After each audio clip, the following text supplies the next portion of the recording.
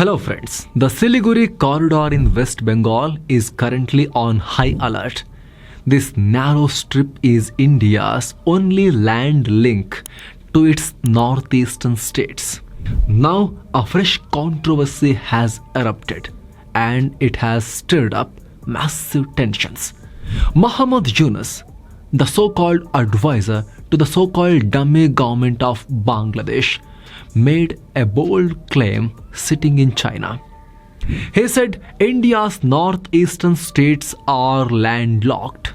They have no access to the sea. But he didn't stop there.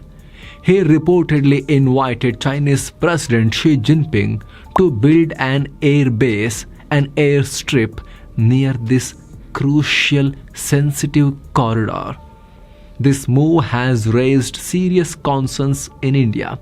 In response, India has started deploying advanced military assets in the region. From Rafale fighter jets to BrahMos missiles, the area is now being fortified. This 22-kilometer wide strip is called the chicken's neck. But many experts now argue it's time to turn this neck into a strong trunk, like that of an elephant. They say India must tighten its grip and teach a lesson to Bangladesh diplomatically. But what exactly is this chicken's neck? Why is it so important, both for connectivity and security? How much development has happened here?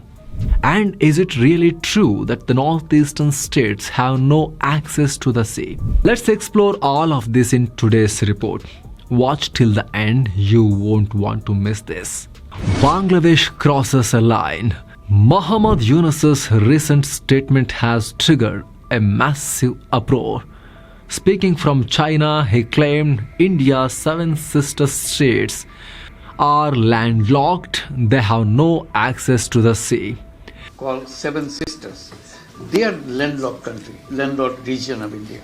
He was referring to Arunachal Pradesh, Assam, Nagaland, Manipur, Mizoram, Tripura and Meghalaya. According to Mohammad Yunus, these states are cut off from the Indian mainland. But Yunus didn't stop even there. He went a step further. He called Bangladesh the guardian of these states when it comes to sea access. They have no way to reach out to the ocean. We are the only guardian of the ocean. In short, he suggested that without Bangladesh, the northeastern states of India are isolated. This isn't just misleading, it's a dangerous narrative. It hints that India depends on Bangladesh for the survival of its northeastern states. And China seems to be listening. Yunus openly encouraged China to increase its presence in Bangladesh. He said China could use this region to expand its economic reach, manufacture goods in Bangladesh, export to Chinese markets, send it to the world. China's economy could get a big boost. Indian leaders across party lines have condemned Yunus's remarks. Many see it as a direct threat to national security. You know what's even more concerning? Reports say Yunus has invited China to build an airstrip near Siliguri Corridor. Why would China need an airbase so close to India's most vulnerable point? That is the question worrying Indian security apparatus. But India was not silent after these remarks. New Delhi hit back firm and fast. India fires back. Prime Minister Narendra Modi has responded firmly. At the BIMSTEC summit in Bangkok, Yunus was seated right beside him. At the same event, PM Modi made his stand clear. He called the Northeast the heart of BIMSTEC. For context, BIMSTEC is a group of 7 countries connected by the Bay of Bengal. India has spent over a decade building this alliance, this grouping, to improve trade, connectivity and regional support. External Affairs Minister S. Jaishankar has also addressed the issue. He said India don't do cherry picking in foreign policy. Instead, it follows a strategic, balanced approach. Assam CM Himanta Biswa Sarma went further. He called Yunus's remarks provocative. and urged India to speed up alternative road projects, alternative connectivity projects. In case the Siliguri corridor is ever blocked, India needs a plan B ready. This is Himanta Sarma Biswa's argument. So now, to understand why India is reacting so sharply to Mohammad Yunus's remark, who is not even running an elected administration in Bangladesh, we need to look at the geography, specifically the Siliguri corridor or chicken's neck. India's fragile lifeline. India's northeastern region covers 260,000 square kilometers. That's as big as undivided Andhra Pradesh. But its only land connection to the mainland India is through a narrow stretch, which is just 22 km wide. This is Siliguri Corridor, also known as the chicken's neck. On one side there is Bangladesh, on the other side there is Nepal, and within 100 kilometers, Bhutan and China loom nearby. This makes it one of the most sensitive zones in India. Now imagine if China builds an airstrip, an air base right next to this corridor inside Bangladesh. What kind of strategic advantage it would give to China? In a conflict, it could target key infrastructure and cut off India's northeast from mainland completely.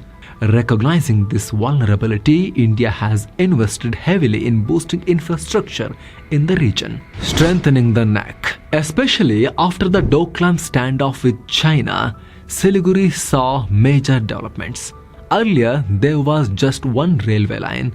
Now there is a double-track broad gauge line. Electrification is also underway. Even though it is a just 22 km wide narrow corridor, it has fully functional airport. Bagdogra Airport connects Delhi, Kolkata, even Bengaluru has direct flights. And National Highway 10 runs through the corridor. This isn't just important for India, it's a trade lifeline for Nepal, Bhutan, Bangladesh, even Southeast Asian countries. Also for the military, this region is priceless. The new Jalpaiguri railway station moves supplies to the China border from Tawang to every post in northeast. This corridor ensures India stays connected. That's why the Indian Army treats it as one of its top priority zones. But infrastructure alone isn't enough, right? So, to truly protect this region, India has placed some of its finest military assets here. India's firepower at the chicken's neck. India is not taking any chances. At Sukna, in the chicken's neck region, India has stationed its Trishakti Corps. This base now hosts Rafale jets, BrahMos missiles and modern air defense systems. Nearby Hashimara Air Base holds an entire Rafale squadron and MiG fighters. And BrahMos supersonic cruise missiles are ready for quick responses.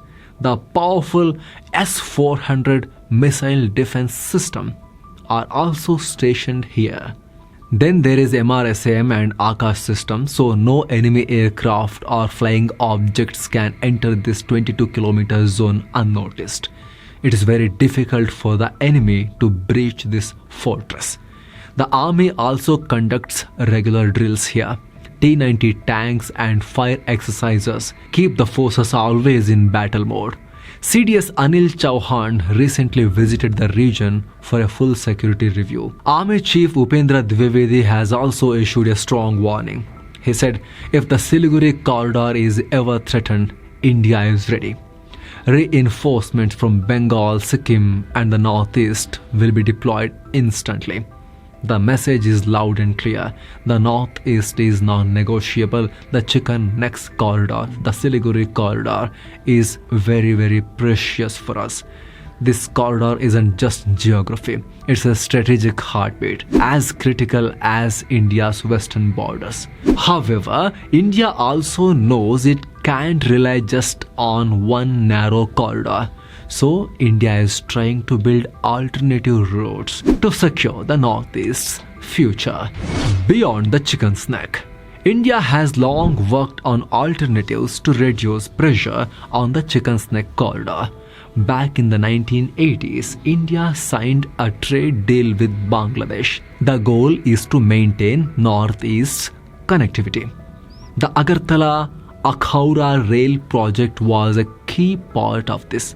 But after India's friend Sheikh Hasina's exit, the project slowed down. Earlier, India had access to Chittagong port in Bangladesh, but now under Yunus, that access has been cut off. This is why Yunus is claiming the Northeast has no sea access. But India isn't sitting idle. India is working with Myanmar on the Kaladan multimodal transit project. This project connects Mizoram to Myanmar's Sittwe port. Completion is expected by 2025. With this, India is securing a new sea route. So no enemy can ever dream of isolating the northeastern states from mainland India. Not now, not ever. So now friends, what is your take on this strategic game around Siliguri? Is India doing enough? Drop your thoughts below on the comment section. Don't forget to subscribe, like and share this video. Thank you so much. Keep looking for better. Let's meet again. Namaste.